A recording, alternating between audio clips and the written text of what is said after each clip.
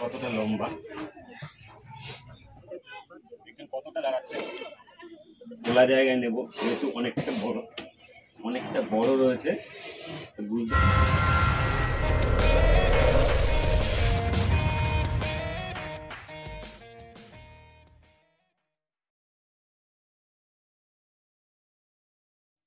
Hello everyone, welcome back to Reptopedia. আর আমি আপনাদের রেপ্টোপিডিয়া চ্যানেল থেকে জয়দেব মজুমদার।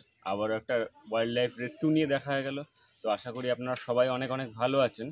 তো বর্তমানে যে লোকেশনে এসেছি এটা বেলেহাটি, জায়গার নাম বেলেহাটি, লোকেশন নদিয়া ডিস্ট্রিক্টের রানাঘাট ব্লক 2-তে। তো এখানে কোনো বিষধর সাপ সকালবেলা দেখেছে, আমাদের আসতে একটু দেরি হয়ে গেছে কারণ আরও একটা রেস্কিউ এক জায়গায় ছিল, সেখান থেকে রেস্কিউ কমপ্লিট করে আমরা এখানে আসলাম।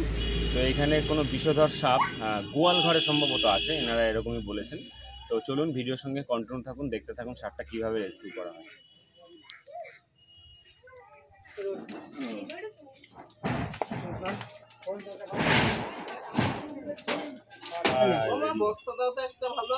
আচ্ছা আপনারা সরে যান, হ্যাঁ ওইদিকে চলে যান, একদম ফাঁকা, যত ফাঁকা রাখবেন আমাদের সুবিধা হবে কাজ করতে।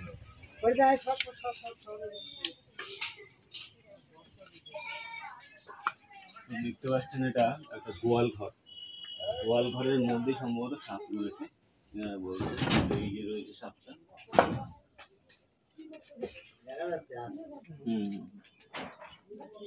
তো আঁশের প্যাটার্ন দেখে বোঝা যাচ্ছে, আশা করি আপনারা বুঝে গেছেন। তো এই বছর কিন্তু এই স্পেকটাকেল কোবরার বাইট কালাচের তুলনায় কিন্তু একটু বেশি, কারণ এদের যে কার্ডিওটক্সিন, এটাও তো একটা ফ্যাক্টর রয়েছে বর্তমানে। কার্ডিওটক্সিন নিউরোটক্সিনের সাথে মিশে এমন একটা অ্যাক্টিভিটি করে যাতে মানুষ তাড়াতাড়ি তার মৃত্যু হয়। তো এবার সাপটাকে বের করার চেষ্টা করব।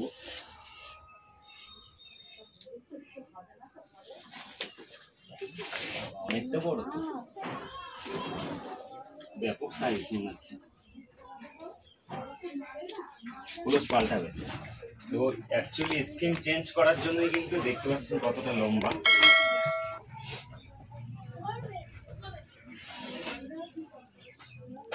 দেখে খোলা জায়গায় নেব যেহেতু অনেকটা বড় রয়েছে।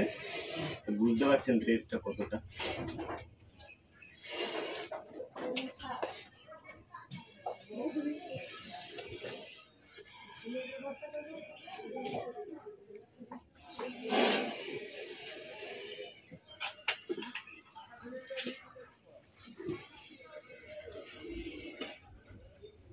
পুলিশের জন্য স্লিপ করে যাচ্ছে।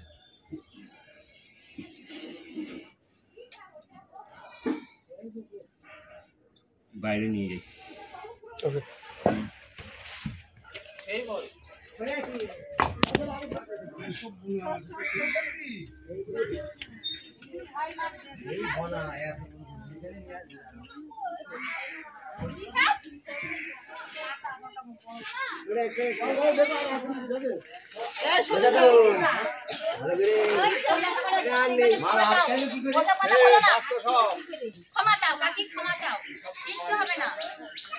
বাস্তু সাপ বলে কোনো সাপ হয় না, যেটা বাড়িতে থাকে সেটাই বাস্তু সাপ। বাস্তু সাপ বলে কোনো সাপ হয় না, যেটা বাড়িতে থাকে সেটাই আসলে বাস্তু সাপ। আছে নাকি ভিতরে একটু দেখিস। মানে পুলিশ কলটার বলে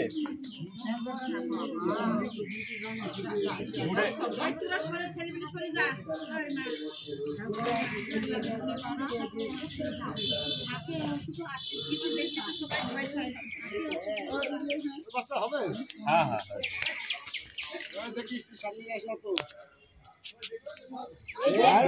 দেখতে পাচ্ছেন যে একটু চুপ করবেন। হ্যাঁ, তো এটা দেখতে পাচ্ছেন স্পেকটাকেল কুবরা বা খরিশ গোকরো, যেটা খোয়া গোকরো বলা হয়। তো ম্যাসিভ সাইজ, আর এটা চেহারা দেখেই বোঝা যাচ্ছে একটা মেল রয়েছে, ফিমেল নয়। তো অনেকটাই বড়, আর এই স্কিনটা খুব শীঘ্রই চেঞ্জ করবে কারণ উঠে যাচ্ছে যখনই ধরছি। সাপ অ্যাকচুয়ালি কিন্তু খাবারের সন্ধানেই কিন্তু আসে, আর কিছু সময় এরকমভাবে এই খোলস চেঞ্জের জন্য এমন জায়গা খোঁজে যেখানে শরীরটাকে বাঁধিয়ে দিয়ে খোলসটা চেঞ্জ করতে পারবে।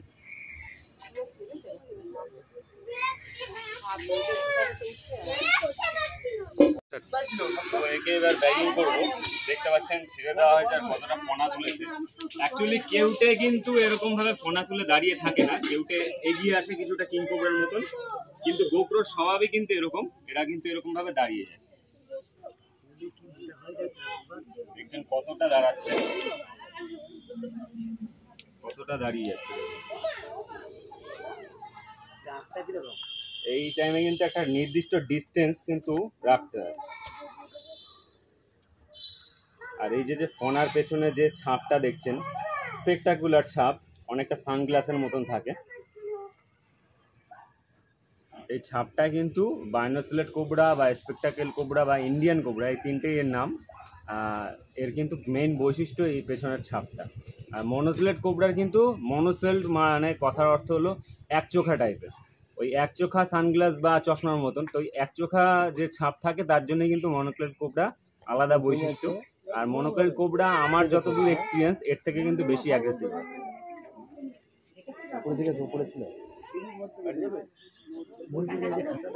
আর স্পেকটাকেল কোবরা অ্যাকচুয়ালি শুকনো জায়গায় পছন্দ করে থাকতে, কিন্তু মনোক্লেট কোবরা জলা জায়গার পাশে কিন্তু থাকতে বেশি পছন্দ করে।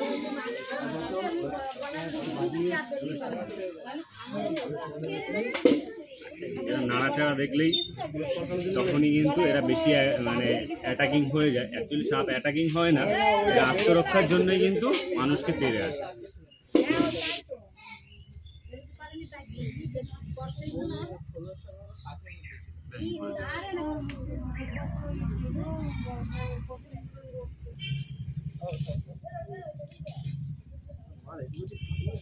আপনারা দূরে যান একটু, হ্যাঁ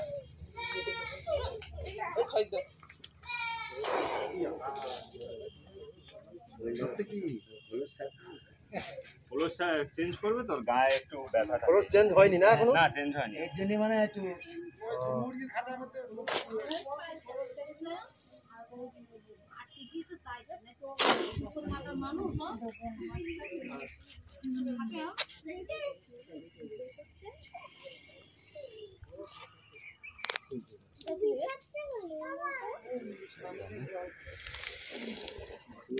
টানতে পারছে ব্যথা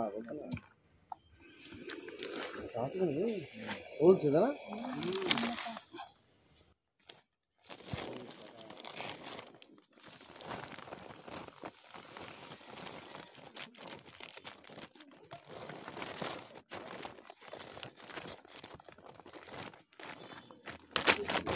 তো ব্যাগিংয়ের সময় কিন্তু অনেকটা সাবধান থাকতে হতে হয়, কারণ এই টাইমে কোনো জায়গা থেকে সাইড থেকে কিন্তু মুখ বের করে নিয়ে আসতে পারে।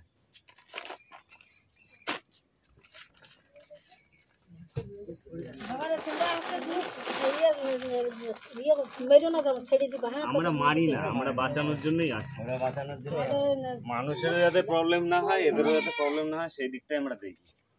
এটা খোলস পাল্টানোর জন্য এসেছি, খোলস পাল্টানোর জন্য একটা ভালো জায়গা সাপের দরকার, নিরিবিলি জায়গা হবে, সেরকম জায়গায় খোলসটা ছাড়বে তাহলে বেরিয়ে যাবে। হ্যাঁ হ্যাঁ, এরকম জায়গায়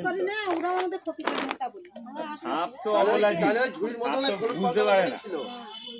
হ্যাঁ খোলস পড়ে যাচ্ছে, আমি ধরছি আর খোলস স্লিপ স্লিপ করে সাপ স্লিপ করে বেরিয়ে যাচ্ছে। তো দেখলেন স্পেকটাকেল কোবরা বা খরিশ গোপ্রো, সায়েন্টিফিক নেম না জানা রয়েছে নিউরোটক্সিন, আর সাথে কার্ডিওটক্সিন ভেনম রয়েছে সাথে। তো এই কারণে কিন্তু কালাচের থেকে এদের কামড়ে দ্রুত মানুষ মারা যায়, কিন্তু ট্রিটমেন্ট ইজিলি হয়। কালাচের কামড়ে কি হয়, দাঁতের দাগ বোঝা যায় না, দাঁত অনেক ছোট হওয়ার কারণেও কিন্তু সমস্যা হয়। আর post synaptic pre synaptic neurotoxin কালাচে থাকে, আর এদের এমনি নিউরোটক্সিন আর সাথে কার্ডিওটক্সিন থাকে। তো আমাদের কাজ, আমাদের ভিডিও যদি ইনফরমেটিভ মনে হয় তাহলে অবশ্যই লাইক শেয়ার কমেন্ট করে সাপোর্ট করবেন। ভালো লাগলে চ্যানেল অবশ্যই সাবস্ক্রাইব করবেন। দেখা হচ্ছে অন্য কোনো ভিডিওতে, ততক্ষণের জন্য বিদায় নিচ্ছি। সবাই আপনারা অনেক অনেক ভালো থাকবেন এবং সুস্থ থাকবেন।